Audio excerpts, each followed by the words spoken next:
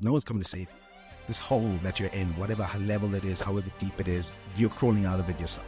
I think this is the second episode we've ever done with a guest. This is the first episode we're doing in person.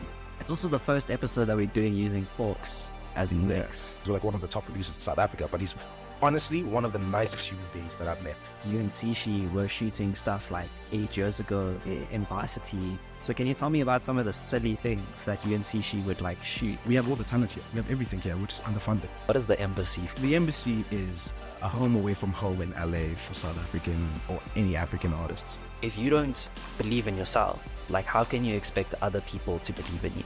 We can build this economy while getting rich.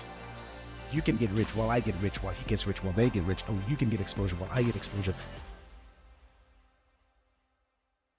Hey, so slightly different intro today. I'm on the go, but I just wanted to say thank you so much. We reached 500 subscribers. It might seem like a small number to many of you guys, but to us it is huge. And the reason why is because through your support, we've been able to grow so much as a team. We've been able to offer opportunities to members of the community, and we've just learned and grown so much together as a community. So if you're new here, I just wanted to say thank you so much for being a part of our journey. Thank you for all the likes, the shares, the comments that you leave down below, for joining the WhatsApp group. These things might seem small, but let me tell you something. Every like, share, comment, and engagement you bring us helps us reach more people.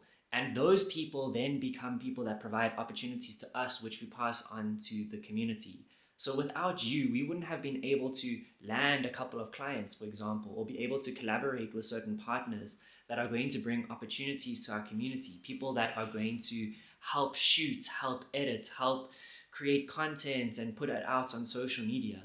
So we just wanted to quickly just say thank you, because without you, that wouldn't be possible. This is only just the beginning. We are now on the road to 1,000. So I want to encourage you to continue engaging, continue being a part of the journey. And yeah, that's enough from me. Also, don't forget to join the WhatsApp group. We are trying to create a community space where we can bring these opportunities to you guys. So please join the community group. Tell us what your ideas are. Send a message in there. Engage with us. Meet some other members of the community. We're creating a space for you, and it's going to really require you to be able to drive it and bring it forward. So join the WhatsApp group, and finally, enjoy this episode. Thank you so much, guys. We'll chat soon. Yeah, we're doing round 2. I think this is the second episode we've ever done with a guest. Second episode? Yes, yeah. Oh, wow. First follow-up episode. Nice. Yeah. Nice. This is the first episode we're doing in person. It's also the first episode that we're doing using forks as effects. Can you please explain what that's about? It's all about innovation. It's about innovating. That's it. Yeah. Some people look at a fork, they think that that's a tool to eat food. We're like, nah, Mike. Mic stand. That's the difference between a normal person and an introduction. And a creator. Hey, bourgeoisie. Shut up, man. But yeah, shout out for coming back for round 2. So thank you for having me. If you are a follower of the podcast, you probably would have seen the first episode we did with Abo. And just to give everyone a little bit of a background, so Abo is a film director. He works with artistic intent and has worked with various different artists, mainly at the moment, I would say with Will, Sishii, and Manana. Those are like the 3 that are 3 clients. And yeah. Shout out to you guys. My guys. But yeah, he's back in South Africa, and we could not wait to have another opportunity to just get him on the pod again. So yeah, thanks for coming back. Thank you for having me. Saw you guys were doing some interesting stuff. Blast from the past. So Ryan Barrett was here. That was a vibe. Didn't expect that. I won't lie to you. Yeah.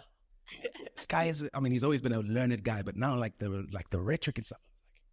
Yeah. We saw this guy being like that. So it's cool to be able to see how different people in like the industries 10 years later are now like actually flourishing and thriving. Yeah, for sure. And like, just to give anyone a bit of a background, we all went to the same school. So that's how we all know each other. Yeah. But yeah, it was great having Ryan on. And it's like you said, it's very interesting to see how people progress in different directions. But it's also important for it's important for us to just be aware of the fact that we can still get in touch with one another, and there's also ways that we can also still work with one another. Exactly. And I think that's the importance of community, right? Community creates that platform for you to be able to have those conversations, and from that we can see that there is going to be potential opportunities that we're going to explore, right? Which hopefully we can share a bit in the future. But yeah, bro, last episode, it was about a year ago. Can you believe that? Was that really a year ago? Yeah. That's crazy. So things have grown quite a bit on the podcast since. Like, I'm so glad that we're able to do this in person now, which is really cool. This beautiful studio with great studio audience now, stepping out the game. Exactly, we're leveling up. And it's very interesting that you're talking about leveling up, because I want to chat with you about what has kind of changed in terms of your career and where you are now compared to where you were a year ago. So last time we spoke, and if you're watching this, I definitely recommend checking out that previous episode. A lot of what we spoke about was gradual growth. A lot of what we're speaking about was creating authentic content and then tying in the commercial side to authenticity, because trying to make money, but also making sure that you remain authentic is a challenge on its own. Yeah. And then the last thing that we also spoke about was a bit about mental health and just managing that in that space. So yeah, I wanted to find out from you just overall, like, how are things? Things are moving, bro. It's interesting. It's cool. It's nice to, you know, be in a position where like you can actually see the material like movement. A lot of the time, like for the past maybe like a year and a half, it's felt like a lot of things are pitching and conversations, writing, pitching conversations, writing concept, treatment, conversation, yes, no, you know, all of these conversations that really kind of feel like they can be like cyclical and like redundant, but you know, when eventually like the door sort of like breaks open and you're like, okay, cool, this is another step forward, it's kind of a cool feeling, because then you're like, it's actually a tangible step forward. And I think that's something I've been a lot more intentional about, because it's very easy to be like, look, I'm not Christopher Nolan, I haven't made a movie, haven't made a massive commercial with Adidas, I'm not this and that, so I'm not at the place that I should be. And obviously I want those to be goals that I'm trying to achieve and whatever, but I think I've been a lot more intentional with acknowledging even the small steps that are like, nice, you read a full book in like 2-3 weeks, that's nice. I didn't do that. I'm saying hypothetically. It was longer than that, but I did read a book. You always gotta believe. That's it. That's the first step, right? Yeah, that is the first step. So a lot of the projects that were sort of in development for in the music space and in the narrative space are kind of coming to life. Manana's album is coming out in a couple of months. Sishii's doing a whole lot of songs that he's working on. Will is coming out with some new singles and some really great music, building up towards hopefully an album in sometime soon. But so Will is going to be performing at Lollapalooza. Yeah, he's going to be at Lollapalooza. Sorry, Lollapalooza. What did you call it? Lola. I call it Lollapalooza. It could be Lollapalooza. I think it is Lollapalooza. You're right. Okay. Lollapalooza. Yeah, he is, bro. It's pretty wild. Bro, I was like, you're probably the first South African who's performing at Lollapalooza. There's maybe Desmond and the Tutus and the rock guys, maybe, or maybe even the piano guys. But I've always thought Lollapalooza was like more like a mainstream music thing. So it's dope that he's doing that, dude. It's crazy. Like touring the Europe, touring America, touring South Africa, and going to play. It's just insane. He's killing it. So let's talk about that, like, because that doesn't happen within a vacuum, right? It's not just Will that's putting out the music and that it's just like happening. There's a whole team behind the scenes. Tell us about that and what your role is in terms of that. Okay. So with Will, I work on his creative side. I kind of spearhead everything that he makes visually in South Africa. There's separation, obviously, when he goes to his label side in America, and there's people that work there, but like the creative direction in South Africa and the music videos and stills and some shows are kind of like the world that I get to build with Will. And it's great because it's like usually the three of us, him, his tour manager, which is his drummer as well, maybe one extra guy, and then me. So it's really like feels like traveling with friends, doing fun stuff, and we all are doing the thing we want to do in service of like a central goal, which is the artist's vision. And it's cool because Will also works with some great managers. His manager, Luke, and who's his day-to-day manager, I work in contact with a lot, has become a friend of mine, which is great now because we get honesty and discuss things like if the pipeline is not working, this and that, I can be like forthcoming, be like, this is not going to work. It's going to affect A, B, and C. And they'll actually consider it or actually help resolve whatever the thing is, which is great to have a team that works overseas that is very committed to making sure that you're connected, even like this side of the ocean. And then Seth, obviously, his head manager, is a great, like, at building the next steps, building the blocks, building the relationships and connections. So it's genuinely a whole team. And I think what makes it, specifically working with like Will, Manana, and Sishii, is seeing how like intentional you become when you find the people in your team. And building that has been a very difficult thing. There's been positions when like, you're not happy with this person in your team or that person in your team, and this is up, and becomes this cascading thing. And like when you get to a point where you're like, okay, cool, these are my guys, and kind of locking in, it's really cool because then we have like this shorthand, a very easy way to communicate with each other, very like quick, efficient, everyone's on the same page. I know where you live, so if you're not answering my text, I'm gonna come to your house, kind of thing, I'll come to your house. Wild. No, not really, but Manana, I will find you. Take you a set of skills. Get a set of skills. That's so cool. I hope you're not showing up to people's houses at like 2 in the morning. Like, no. Where is that email? That hey, respond to my text. hey, respond to my email. No, but it's just like a thing of like, we could hang out and then also work. And I think that's my favorite thing about the current situation I'm in. Everyone who I work with, even if we're not in the same industries, but we're working together, you're my friend.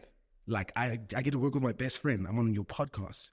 I work with Demise, another one of my best friends, on another thing, and then Luke, and then John, and then Timba, and then Ali. Like I get to, and Sishii and Manana and Will, and like it's really a privilege to be able to be in a place where like I get to work with the people who I believe in, who are my friends first. And I think that's always important, because building a team doesn't mean finding the people who are blowing up. It's not hitting up Uncle Waffles now and being like, yeah, well, I want to be in part of your team. No, like she has Zeus, she has her guys who she was working with before she even blew up, and she's like, okay, now these are my bros, these are the guys that I'm going to build with continually. And that for me is where I find people thrive the most. And it's obviously spectral. Some people are a lot open to like wider like collaboration. Some people are very much like, I don't really want to work with other people. And I mean, it's balancing that. But I think once you found someone you believe in, and a project you believe in, an idea you believe in, and everyone in that ecosystem believes in that, it makes it so much easier to push the envelope, push the agenda, because everyone's working the extra mile. Because I'm not just here 9 to 5 on a paycheck. I'm on Saturday, I'm like, okay, cool, this would be cool if we did this. What do you need me to do? What can I do to help? And I think that makes it a lot easier. I've seen people work with like really difficult situations, and especially in the creative space, it's already not easy. It's already not the most lucrative, easily accessible kind of business in the beginning. So if you have already like kind of going up that uphill battle, it makes it really difficult. But if you're on the same page and you have an engine of 5 people pushing the same thing, it makes it a little bit easier, because it is like a very steep uphill battle.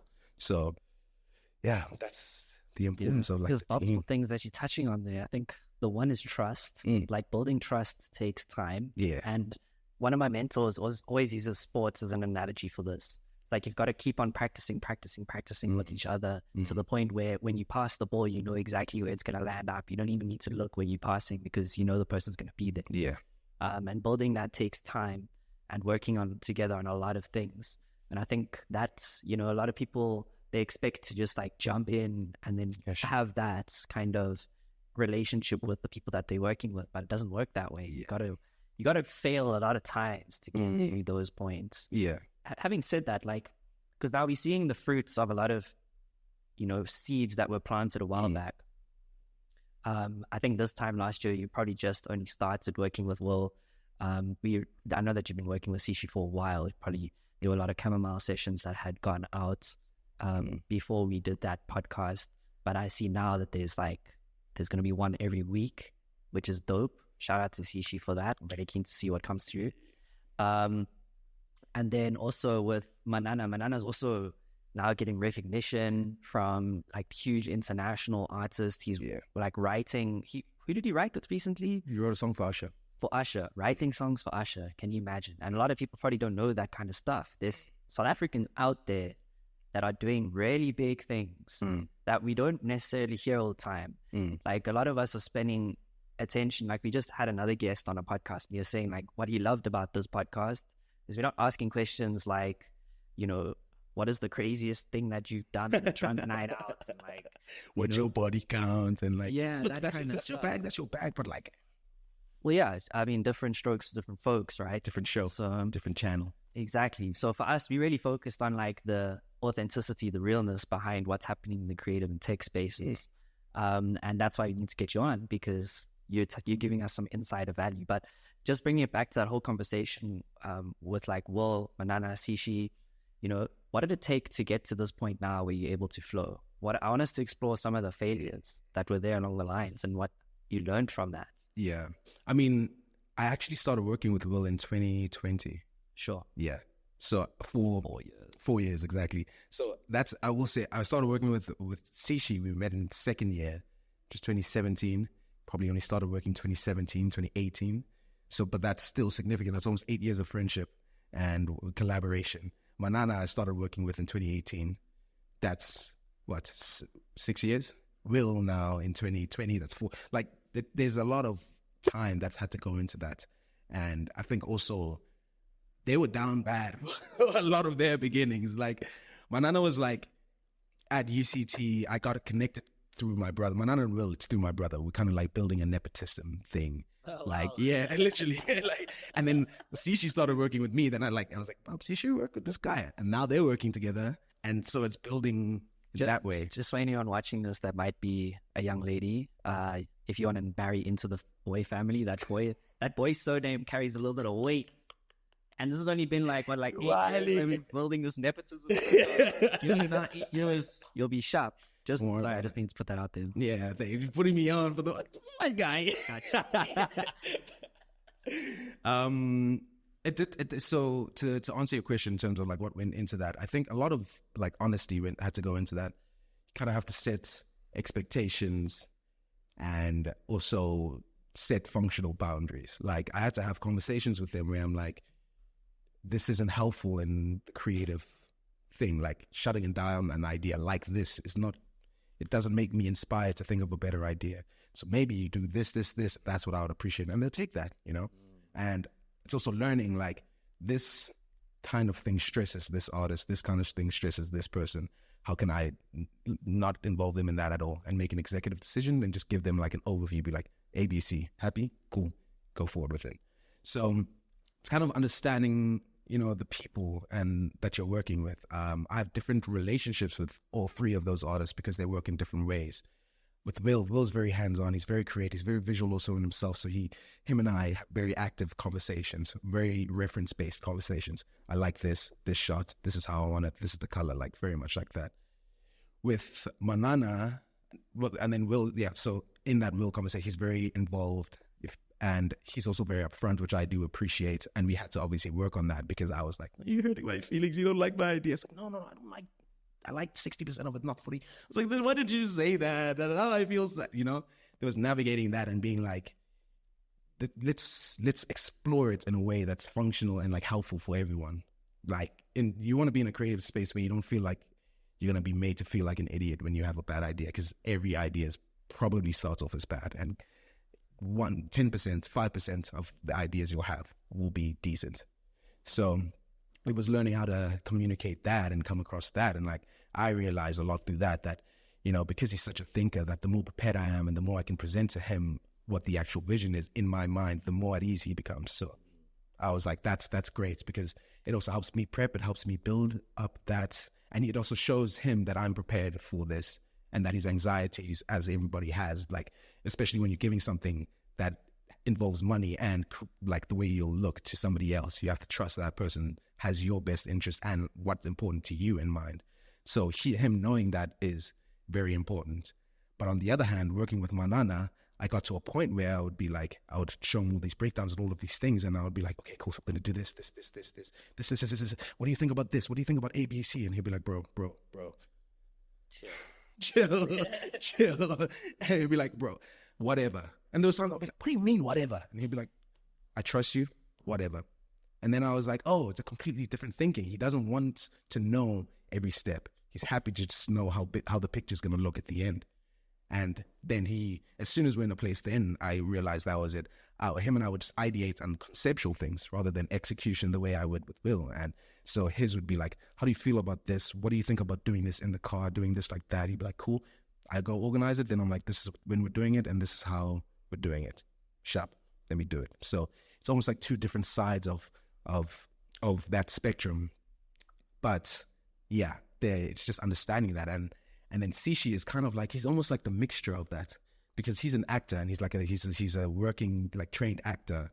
So for him, he has the ease of being able to see the vision a lot quicker with his mind's eye, because he understands the process of in filmmaking. Like, if I say this is the shot, this is what a mid will look like, this is what I like. So I can use all the technical terms for him and he'll catch it on very easily. And then conceptually, he'll also be very much like, I want this to feel like this. I like these colors and that.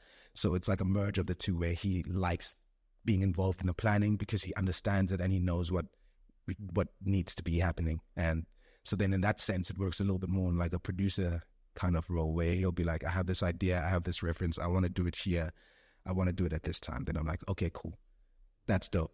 We can do it on that day. I'll bring these kinds of lenses. This is the aesthetic. This is how I'll edit it. And then he's like, cool.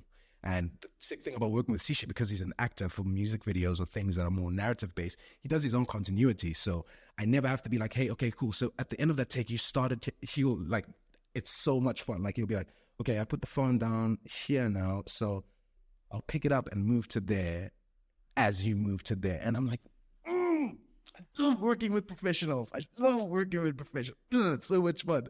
And that's cool, because we started off not doing that. Like, him and I in 2016, we were just shooting stuff on UCT campus. We were just doing video stuff. And he really had to go on his own journey in the narrative space for us to be able to come back and work now, both in narrative and in music, in a way that's just like very easy. So those are all three different ways of building that. And if you can be like flexible enough to move into those spaces and make people feel comfortable, then people will trust you. Like, if I go to Will and I have an idea and I'm like, bro, this is the idea. I want you to know, because I'm going to do some research. I'll come back with everything. It's sharp. Manana will be like, this is the idea. How do you feel about it? Cool. Sishii will be like, this is the idea. This is the execution. He'll be like, cool. And maybe we can do this on grand, So it's just knowing how to get the same result in different ways because of people's styles. And that, I think, is the thing that builds the most trust, because you have to be consistent with that. Like, I have to know that, like, if Will's going to get anxious, Manana's going to get anxious, Sishii's going to get anxious, I'm going to get anxious if I take this approach and I use it here, or if I take that approach and use it here. So it's just like any other person, but it's more like being hyper aware of that and being okay with, like, shifting your process into however best that works. Yeah, being adaptable. It's a skill that not many people actually talk about. I think when people think about the film space, they think about, okay, well, how do I get the right ISO on the camera? How do I get the right frame rate? How do I, all the technical abilities? They don't realize that there's actually a lot of a psychological side that plays a part in this. And a lot of it's built on relationship, and a lot of it's built on trust. And those things only come with time, and they only come with, like, failing as well. So thanks for giving us a bit of an insight into that. I think it's important to talk about that as well. But the one thing that you mentioned that I'm also, like, really interested in talking more about is how you mentioned that you and Sishii were shooting stuff like 8 years ago in varsity, already developing that rapport. And I think it's important to talk about that, because a lot of people will see Sishii's work and they'll see the outcome of the product, not realizing what happened before in order to get to that point. A lot of people, they want to be a film director, they want to be a musician or an artist, but they want to be on, like, MTV, and they want to be, like, performing in front of thousands of people, not realizing that in order to get there, you have to go through a whole bunch of steps. And if you keep going further and further back, you'll start to see that you actually need to start with things that seem silly. So can you tell me about some of the silly things that you and Sishii would, like, shoot? So, I embarrass him about this. There's a song he had. It's called Sunny Blood Days. We went onto campus. Sunny Blood Days. Sishii, gotta drop this. Yeah, drop it, dog. It's a bang. Yo, and he was playing the guitar, and he was not good at the guitar. He's much better at the guitar now, but he was not good at the guitar back then. We were recording this. I wasn't recording with any gimbal stabilization. I wasn't recording with a mic. Man. Like, this was just raw dogging camera. Sorry, it's raw dogging. Bro, say whatever you want. Keep it real. Like, it's just, whatever floats your boat, bro. Yo, You should be raw dogging it out there, man. Who are we to judge, the statement, man? Okay, finish what you were saying. Let's go. We were raw dogging live with the camera. Oh, this is sounding so hard. Let's take this back. No mics, no gimbals, no bad guitar playing. And we made that song, and we thought the video was fire. And then like a year later, I was like, this is so trash. This is so bad. And he was like, this is a horrible song. We didn't even put it out. And going from that to like being able to work on like bigger sets and productions and like seeing him like on TV shows, Netflix shows, like on the big sets as like the number 1, number 2, number 3 and the roster ratings. What do they call them? Top. Trending. That's the one. Cast list. Thank you. The cast list. He was like number 1 cast member in the cast list. Okay. Shout out. So that's a cool transition. For Will, it's also very cool because his has been a lot shorter. So yeah, him and I, it's been like there was an exponential growth in 2 years. It was crazy. We're doing Tiger's Milk in Johannesburg for 30 people, 2021. Yeah, forgive me if the date's wrong, 2021. Then 2023/4 comes out and we're singing and we're on stage, Calabash opening up for Maroon 5 and 60,000 people are singing the song that 30 people, like 5 out of the 30 people at that place were singing. It was so wild. I think it was honestly one of those moments that was just like, yo, God is moving and I can't even explain this because how can we go from doing a semi-sold out show in Tiger's Milk to like a stadium opening up for Maroon 5. It's crazy. And just, it's also a testament to like Will's real hard work. And he's like a machine, bro. He's like a workhorse and he just goes and goes and goes. And I really am inspired by that to work also hard to make the thing come to life, So it's really cool to be able to see those, like these huge dualities of like, yo, I was there when it was like, hey guys, there's 20 of us. Yeah, cool. Thanks for coming out. Those 2 girls over there. Shout out Amy, Van. Yeah. And now it's like, just on stage. Oh, it was crazy. I was so, like, I got emotional because I was like, this is so inspiring to see someone you care about, a friend of yours, someone you've worked with, a collaborator you trust, like almost like going and doing exactly the thing that we were saying that we were going to do. And that's just like, so it's happening. So everything, it's happening. So that's a really cool experience. So I know like getting from 30 people to now 60,000 people in a stadium listening to Will perform is a huge feat. There's a lot of steps that had to be taken in order to get there. We can't go through all of those steps, but if you were to summarize the 3 most important tasks or steps that needed to happen in order to get there from someone who's behind the scenes, because just as much as Will has achieved this, you've also played a pivotal role in making that happen. What would you say if you could summarize just 3 key steps that you guys took in order to specifically in music? It could be anything, any part of the process. Okay. I think music is a good one because it's very much front facing. Music, performing, art, it's kind of, the approach is kind of the same. The first would be, and you could even say the same thing for anyone that's making the content versus being in the content. The first was Will only got to be in that position because he was confident enough to put the songs that he didn't know were good enough out. And he believed in them enough. And that's all that mattered. He was like, this song is a banger. I don't care what you guys say. Puts it out. Puts it on TikTok. This is the next song. Another song out. Puts it out. This is the song that I was telling you guys about. Here it is again and again and again. And it's like that confidence makes people excited to be involved, but also like the song. Like, I've seen songs that I don't think are the best songs, but just because of how like excited the artist is about the project, I'm like, yeah, I want to hear what your next song is. It's that thing of like value, right? Like what you're talking about in my mind is that excitement, that belief is transferable to anyone who watches the content or anyone who is able to kind of consume it and basically extract from Will's energy. I think that's what's really good about Will, is like his energy comes through in everything that he does. Yeah. And that's transferable. When you're sitting there watching that video and he's so excited, you feel uplifted and feel excited and start believing in yourself because of how much he believes in himself. That's transferable. And I think that's like one form of value that Will is able to really like tap into, that belief. And it also comes back to that thing, is like, if you don't believe in yourself, like how can you expect other people to believe in you? You have, it first starts within. You need to fill up your cup to the point where it overflows into the lives of those around you. So that's really cool. That's a really cool lesson. Yeah, and that's for anyone. If you're a photographer, it's putting them out on socials. If it's videographer, then it's making the things and putting them out and like showcasing your work. And that's something I've had to like call myself out on, because I was very active in it. And it's this hard thing about social media as a creative, is that when you start relying on people's approval and people's what do you call that thing? It's like a sign off, sort of. It's more like validation. That's Yo, shout out to ghostwriter right now. Yeah. Ghostwriting right now. When you look for people's validation in social media, because it's this thing of like, I have this confidence, I'm making this thing, I'm doing this thing, I'm dope. And then people start telling you that. Then you're like, yeah, you guys, I'm right, but you guys are right.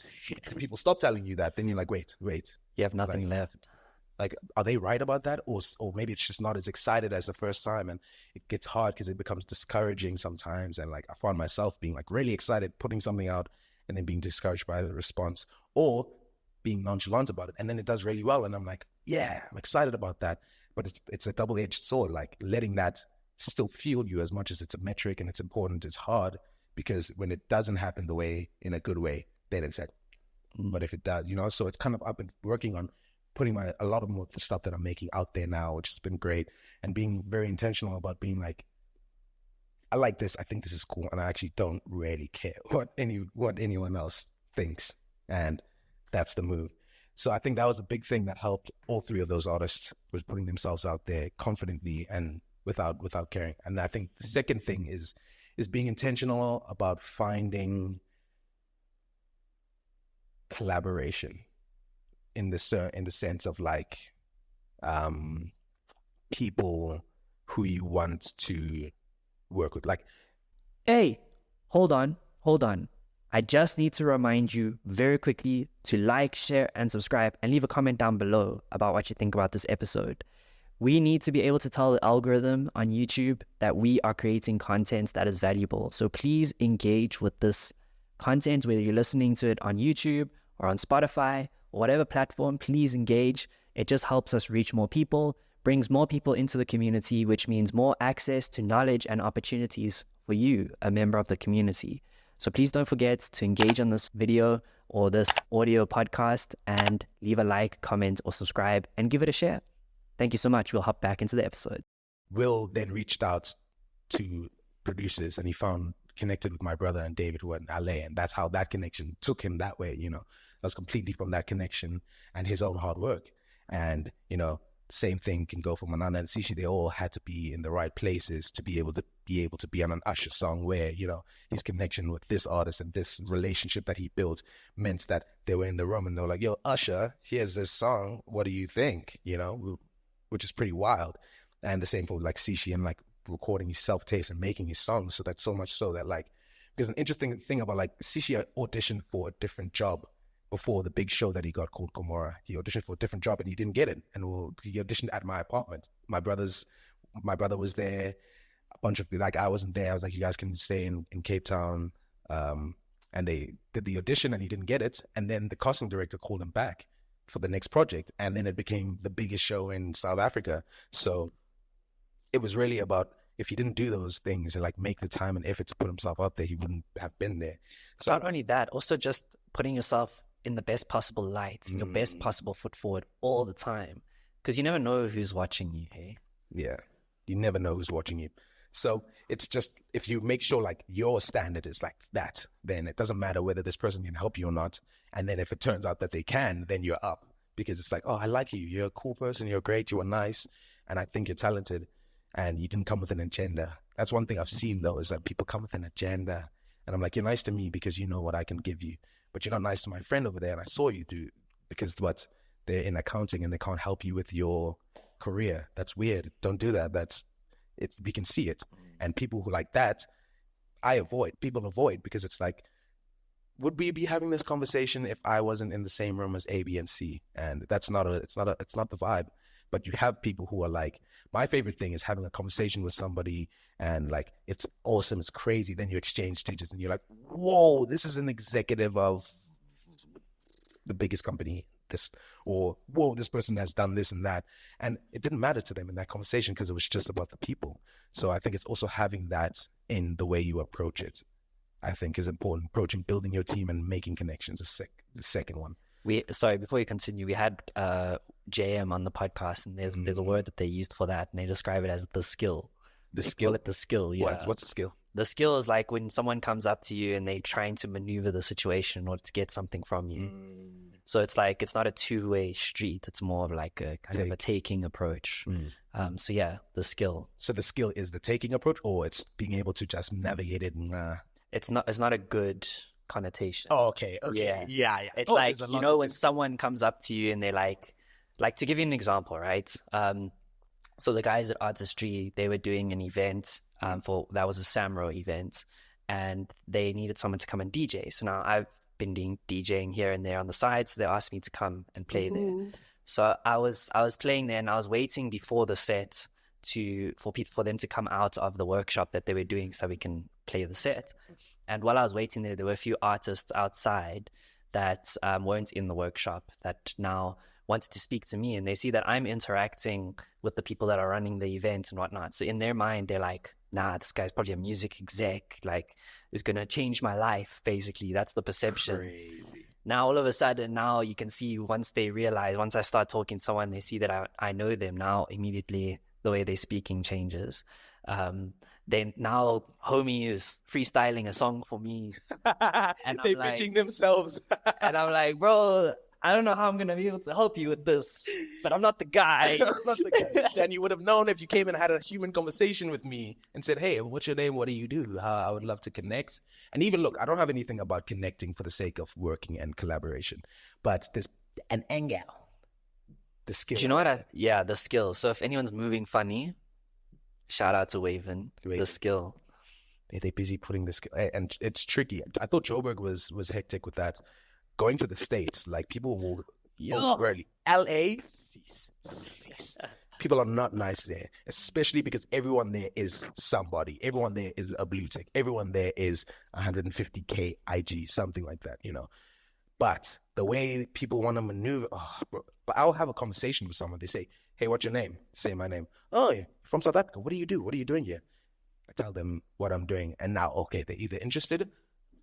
Yeah. Oh, you didn't feel cool? I would love it. Or they're like, oh, you know, another director, whatever. Then they see who I'm talking to. Then they're like, oh, now the energy changes. Like, wow. My brother did this thing once. He was at a party and he was like, he's told, because he's a producer, and at these events, you know, a lot of young artists, a lot of producers, writers, you know, people are trying to network. But he was like, I just want to have a vibe. I just want to meet people. So I'm going to tell everyone I'm in accounting. People will come up to him. This one girl came up to him. I was like, hey, so what do you do? She's like, oh, yeah, no, I'm in accounting. She's like, hey, so what's your name? Somebody immediately in his face. I was like, my sister. Like that. I mean, I have the respect to indulge me at the end of the conversation. Then, hey, I got to go. My friends are. But she would just blatantly like that. It's so difficult. It's so tricky. So I think if you come with we'll touch on that LA stuff now, because that's a whole nother topic. Yeah. But you're going to go to the third step. I do. So the first one was putting yourself out there. The second one was building your community. And I think the third one is consistency then. It's the most cliche. If you take those things, you have a good community of people who you can make things with, and you consistently release, or you consistently make things, you'll always get better. And I think if there's a pursuit of excellence. I was talking to Christa, who's a producer I respect a lot. He's like one of the top producers in South Africa, but he's honestly one of the nicest human beings that I've met. Not even just like as a music industry person, just as a guy. Like, if he didn't make music, him and I would be friends. If he made music, him and I would be friends. He's that kind of person I feel like I would be mates with regardless. But he's also mad talented. And so I asked him, I have a conversation with him. I'm like, bruh, the people that like, I've had really bad experiences with people's in the music ecosystem. How are you still this kind when you're working with the top artists? He's like Blackie's go-to guy, and he works with like Amanda Black and all of these incredible artists who I respect. And I'm like, how are you nicer than the people who are working for you? You know? And he's just like, he has a pursuit of excellence that he finds within himself, and he finds that being a better person makes the experience itself better. Because like, what's the point? You know, why am I being this person? Why am I acting like this? He wants to make music. I want to make good music. I want to make good music with people who I like. Why am I acting funny? Why am I acting like this and that? And I was like, I really respected that, because he could be the baddest baddie if he wanted to. He could be sunglasses in at all times. Like, who's that guy? They're like, yeah, he's that top producer guy that made the top 17 songs on the Billboard. You know, he's that kind of guy, but he's not. And I think it's an intentional thing that people do where you understand that it's just the job. I'm still a person at the end of the day. This is still a person at the end of the day. And if we want to just be cool, we can be cool, and it'll make it funner, make it better. But yeah, I think the better you are as a person, the more you have to offer those around you, and the more people actually want to work with you. Be around you, because exactly. I want to be around that person because it'll be fun. It'll be funny. You know, it'll be a great time. So, yeah, I think, but obviously the last point I was saying is the consistency. If you can be consistent about your own training, your own pursuit of excellence, or expressing that and putting that out a lot, you'll yield a lot of positive results, whether it's the metrics of TikTok and Instagram when you're posting consistently, or being able to make a product that's 10 times better than you would have last year. For sure. So let's talk about LA, because you just recently came back from a trip to LA. I know Will was touring, and how was that, by the way? How was that? Crazy tour? Seeing an American, I think, because I went with him on tour, seeing 11, 12 different American states was pretty wild. Like, I've probably seen more of American than most Americans themselves have. Americans don't really even leave their own state, let alone the country. And I realized you go to a state like Texas where it takes you 3 days to drive through, and you're like, this is a continent. Like, this is a country, and America is basically a continent. Like, the size is insane. It took us 3 weeks to drive from LA to New York, obviously stopping off at different locations for the shows and everything, but it's that big that you would take that much time. And so being able to experience that and see these cultures, and like where the convergence, but also the going away point is from, like, culturally, was always really interesting to see. I really enjoyed Texas, though. I will say, like, the South, like, it has a bad reputation for racism, but like where I went and in the big cities, it was a good time. Like, people were nice. It felt like South African people. Like, everyone was nice. It was that Southern hospitality is really a thing there. And in the cities where people are a lot more progressive, it's like there's no racial thing. So, like, people will be nice to you just because they want to be nice to you. They'll be, like, decent, and they'll be very kind. And it feels a lot like Joburg, where you can be in a coffee shop, have a 5-second, 10-second interaction with someone, laugh, and then carry on with your life, like, without any expectation of, what does this person want from me? Which is what you get, I feel, in the bigger cities like New York and LA, where it's like, are you talking to me because you know what I can do and it's like, oh, I have to deal with this again. But, you know, there, everyone is like, they don't really care what you do. Come and have a good time. And I really enjoyed that. So seeing, you know, being in a place where I get to experience that, and being brought on by Will and having fun with, like, a bunch of friends, 5 guys in a van, it was just, driving through America was just felt like an American dream kind of thing. And the interesting thing is that America is exactly what they make themselves look like in movies. Yeah. It's not a caricature. Yeah. It's real. Like, the hillbilly thing, that's real. Like, the gangster, like, they're not joking. I always thought it was like this hyper dramatized character. Like, the real life is, like, more intense. Yes. Like, dude, when I realized that was when I went to Florida, and I went to a freaking laundromat, dude. And, like, I don't know if you've ever seen a laundromat scene in a movie where it's just like the silver washing machines row by row, dude. Each one going on with different colors. I remember sitting there and I was like, I feel like I'm in a movie right now. Literally. Like, this is exactly how it is in movies. It's crazy. But yeah, it's interesting to see, like, that's an actual real place. Yeah. And that it's people a real live place. like that. Yeah. but it's jarring because it's like, you guys are really like this dramatically. That's pretty wild. Like, wow. Yeah. Wow. So wait, what did you see that did for Will's career? Do you like before the tour versus after the tour? Would you say that there was a difference in terms of Will's career? It's hard to say the difference in the sense of like metrics, but I can say that like he won over a lot of fans in those territories just by doing that. Like there's people that will now be listening to his music and be fans when he comes to do his headline tour, whenever that is. Well, July actually. He's doing a headline tour literally in July. So the beautiful thing about that is that like you go there and nobody knows who you are. It feels like you're doing the Tiger's Milk show, and you win 20 people over in different states, and they tell 40 of their friends, and now you have 100 fans in 12 different states that will all buy tickets to your show. And suddenly now you're creating this ecosystem and this community on the ground just by doing that. And like, it was such a blessing that he got to open for this pop act called Hold, and her team was lovely. The vibes were cool. The tour manager was great. Like, I didn't have any like complaints about being there because everyone, it was just a running machine, and it was beautiful. The band was great. There was a drummer named Kane I became friends with. He's so talented.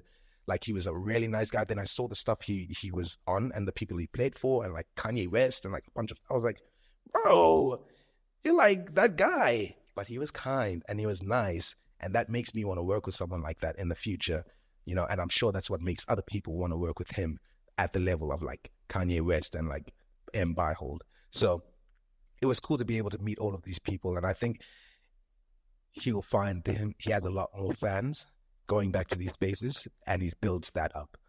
So I think that's the benefit. What does that mean in the greater context of us back home? Because what will happen a lot of the time, and you've seen it with other artists, is they'll blow up in South Africa and then they'll go abroad, and they'll blow up really big abroad. And then sometimes people back home feel like neglected, or they feel as though they've like kind of left them behind. So like, what would you say in the bigger scheme of things, like what role does this play in that bigger scheme of things? I think in the bigger scheme of things, like, and that's a valid point, that people feel like that.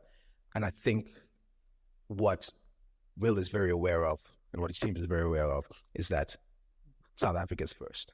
Like, his priority is always like, cool, this stuff is great. Like, I love this, and I love building, I love Europe tour, but if I will be home for the summer, and he'll tour 4-5 weeks back to back for the summer, because that's what the fans want. That's what he wants to give them. And creating that expectation is knowing that, okay, cool, Will might be on tour in the UK for 3 months, and then LA, and then this and that, but summertime, doesn't matter where, it doesn't matter how big, he's going to come back and he's rocking them, and he's putting that same production scale into those shows. And I think that's where you feel that respect for the audience. You know, it's the difference between an artist coming to a show with a DJ and coming with a four-piece band. And it's genuinely a monetary thing, but an artist being willing to say, hey, I'll take 20-30 grand less just for this performance to be better, so I can have my MD and 4 of my band playing on this show. That's a commendable thing. I agree full-heartedly, because not only is it about taking 30% or 30K less for yourself, it's also that, where's that 30K going? Exactly. It's going to a band member. It's investing into South African art and culture. And I think I'm glad that he's doing that, because I think that is very important, that we take the proceeds of what we're able to do abroad and we bring that back home and invest it back into what we have here, which leads me on to the concept of the embassy. Yeah, the embassy. The pipeline from South Africa to America.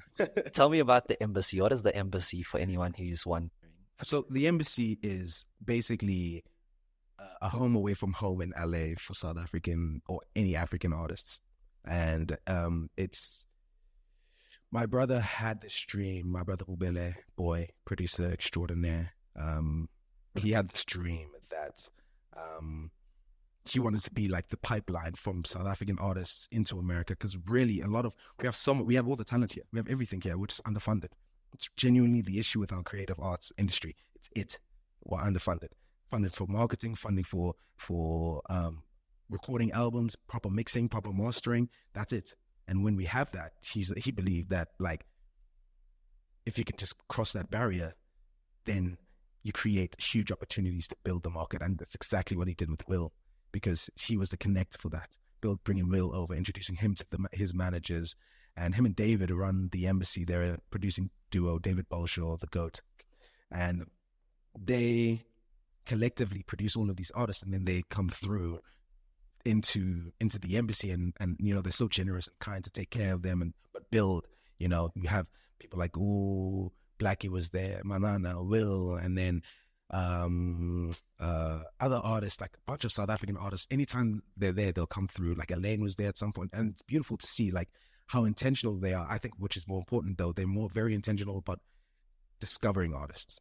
So they're like, these big artists, cool, we love that, but we want to find the guys who are at Khayelitsha or who are in Randburg or in Durbanville, and like take them and be like, cool, we like what you sound like, we like the vibe. Let's work on a song and see if we can take you into another stage. And that's a beautiful thing because it's so expensive, and I think they've taken on that expense and that responsibility themselves without having to do that. And I think it's such a beautiful thing that I always commend them about.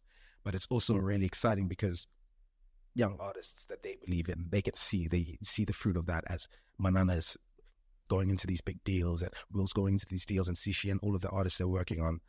And so I think it's a great thing because, and because I work with all of these artists and we have this ecosystem, I make it a very intentional thing that when we go over to the States for family, I go over to see my brother, they come with, they do their own thing. We build, we create when we're there, we build that ecosystem when we're there, so that there's a footprint of like, yo, these are the South Africans, these are the Africans, these are the Southern Africans, and the music is crazy, the visuals are crazy, the energy is crazy. And they host this big party because the three guys that live there, Furman, David and Mubele, their birthdays are about a week apart. So they have this big party in May, and everyone comes to that, like all the community, everyone who's in the team, and it's like this big occasion. It's almost this big celebration of them, but also the celebration of being in a space where it's like, we couldn't have done this without you guys, and we want you to know how appreciative it is. And I think their dream is to continue building. I think their dream would be to have a massive amount of funding from America that they can funnel directly into building and developing young artists that are here, developing the R&B space, developing the writing space, developing the pop space, and that's like their biggest passion. And I think me being involved in that is great because I get to also bring artists that I'm very passionate about. Like, I'm in music producing myself as a passion. And, you know, for those of you that don't know, Josh is an incredible music producer as well as a DJ, and he picked it up like this. The banger we made, like, oh my goodness, it's crazy. But I love music so much. It's such a big part of my life and my experience. It's being able to work in music visually while working in the narrative world. Feels like these two different worlds that are the same, but I like my two kids, you know, and I love them equally in different ways and at different times. But I think it's really cool that they're so intentional about the development aspect of that, and something that I've been encouraged about, which is why on the projects that I'm working here, I'm very intentional about making sure I bring people on as assistants, as people who can help, so we can learn together. There's no budget, no one's getting paid, but if you want to come to an environment where you probably wouldn't see half of the stuff that we have here on our favor from Panavision and our friends at, you know, Godox and whatever, and we can use them and we can mess around with them, you get an experience to learn what it is that you want to actually pursue as well, and then learn that. Because a lot of the time, like, I realized the biggest hole is always just exposure to experience. And I was fortunate enough to be allowed that early on from a cinematographer, Will Linley, and that changed things for me. I realized, you know, I love the technical aspect, but watching the director's work and how that came in contact, I was like, I love that. That's what I want to do. You know, I love the camera and I love visuals, I love cinematography, but I want to be writing the thing. I want to be helping the performers with it. That's what I love. And that only happened because outside of my own self, I got to see it. Yeah. And so I would love to work with people where, like, she's like, I don't know if I want to do this, but oh, she wants to be a cinematographer now instead of makeup, or he wants to be in makeup instead of being in production. And we all get to learn and grow, but you get to do a different thing and figure out if that's what you want to do. And that's exciting for me. So I think being able to see the fruits of like that developmental mindset is something that I've gotten a lot from my older brother, who he's gotten that from our dad, who's very much about uplifting young things. And I think a deep thing that I connect with on you, a deep thing that I connect with you on, because I believe the way that you think about upliftment and development is so essential. And a lot of what capitalism pushes is this idea of self-improvement, self-gratification. But that doesn't have to be mutually exclusive to upliftment. We can build this economy while getting rich. You can get rich while I get rich, while he gets rich, while they get rich. Oh, you can get exposure while I get exposure. And this whole one-sided, one-channel mentality, I think, is dangerous because it's purely selfish. And so I think that's kind of where we all connect. And I see that in you. I see that in Bubs. I see that in Manana. I see that in David. I see that in our community. And so I would even go back to the point in the beginning and say that I think when you're building a community, it's finding the common ground, the thing that you're all equally passionate about in different spheres. If you weren't passionate about, the way that you are in the tech and in the creative space and in the building, it would be a whole gap that you would leave, but we still connect on that. Yeah. And I think the thing that we connect on is it's not the tech, the creativity, it's the upliftment of our continent. Yes. And the tech and the creativity and all that stuff is just the how of how to make that happen, because that's what we're interested in and what we are passionate about. So we're going to obviously use that as a tool to achieve that how, or that why rather. So the next question I was going to ask you was like, for young people watching this, what is the opportunity? But I think you've kind of answered that already. There's a whole bunch of people out there that are watching, that are working in these different spaces, that are watching for people to be a part of that. But you need to be someone who's willing to step out of your comfort zone, put your hand up and do something to insert yourself into those spaces. Yeah. So what we've done through the community that we're building is we've created a WhatsApp group for you to join, to be able to connect with us, to find opportunities. Just to give you an example of the power of community, right? This episode that we're shooting today actually wasn't meant to happen. We have 2 people behind the scenes, Pearl and Wonde. Shout out to you guys. They unfortunately were ill today, so they weren't able to come through today. So what I did was I messaged in the WhatsApp group, guys, is there anyone that's able to help? Shout out to Mpumi. You heard him in the back. Mpumi came through and helped out today.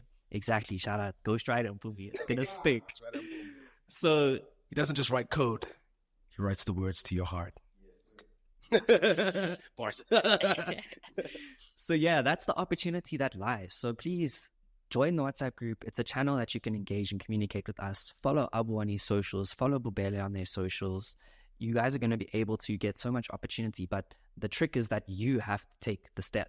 You have to be the one that takes action. No one's going to come and force you at the middle of the night, put a gun to your head and say, you better message these guys and do this or do that. No, that has to come from inside. Exactly. Unless Abo is waiting for an email from you, he might pitch up to your house at 2 a.m. Yeah, that's different though.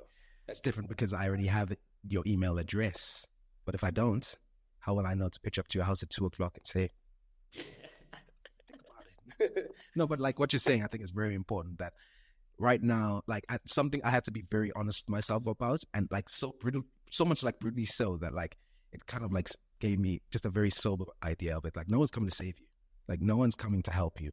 This hole that you're in, whatever level it is, however deep it is, depending on your circumstance, your situation, you're crawling out of it yourself. The best thing you can do is raise your hand and maybe somebody will grab it. But if you're moving forward, if you're crawling out of it, someone will eventually see that. And I think it's important to know that like that thing that's on your hard drive that you think is a banger, but you're not sure about, no one's going to hear it while it's on your hard drive. Yeah. And you'll never know if it's a banger or not until you actually put it out. Mm-hmm. Post it. That thing that you're writing. Drop that song. Drop that song. Put Yeah. that picture out. So yeah, bro. So no, thank you for coming through and sharing these gems with us, really. And before we wrap up, I've got a few questions for you. What was the last book you read? The last book that I read was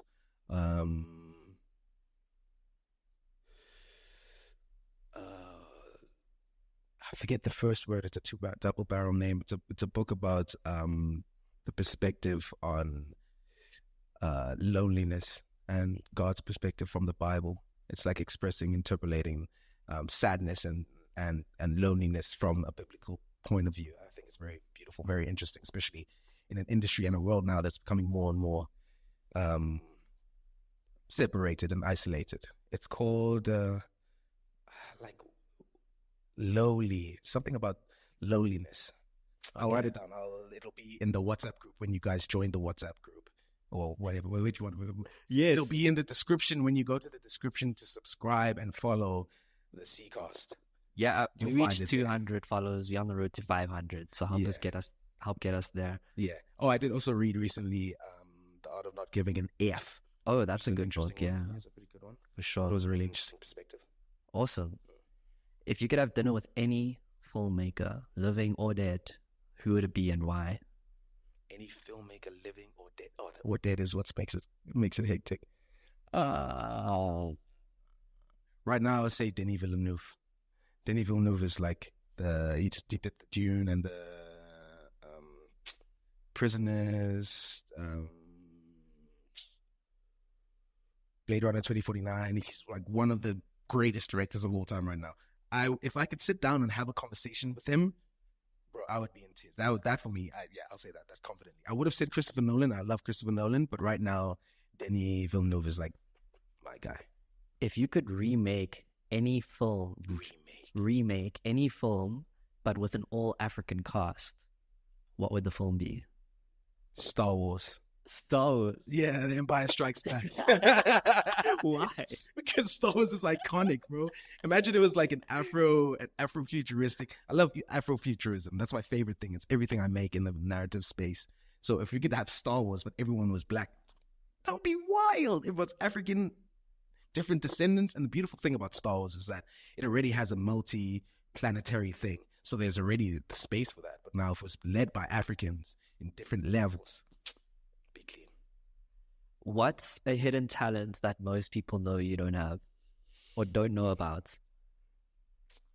I don't think most people know that I can produce music. I don't think that's something I'm very public about because I don't want to be a musician. So I'm okay with making the songs with my friends, writing for them, being behind the scenes. I enjoy it like that, but I don't think most people know that I can do that. And that you DJ. And that I DJ. Yeah, the DJ part is probably most people don't know that. Yeah. Well, and this guy taught me, my teacher, big teacher, Mr. So Candy. No, literally, I learned everything in terms of DJing from you. Yeah, no, shout out, bro. Nah, I had fun. But yeah, if you didn't know, now you know. And keep an eye out because we're going to be expecting a mix from you at some point. Yeah. You've committed now. Okay. Oh, you put me on stand. I got it on record. Got his ass. If you don't show up, I'll come to your house at 2 a.m. in the morning. You know where I live. Thank you so much, Abo. It's been an absolute pleasure. That's it. C.Cast episode, whatever the episode is. Bro, we ADR it. We need you back, bro. Yeah, bro, we miss you. Thank you so much for watching this latest episode of the C.Cast. If you enjoyed it, please like, share, and subscribe. We're trying to achieve a huge mission and we need you to invest in it. The best way to do that is by liking, sharing, and subscribing and leaving a comment down below. By doing that, you help the algorithm understand that we are offering content that is valuable and it will reach more people. There might also be someone out there that just wants to learn a lesson or who might be able to take something away from the podcast. Share it with them.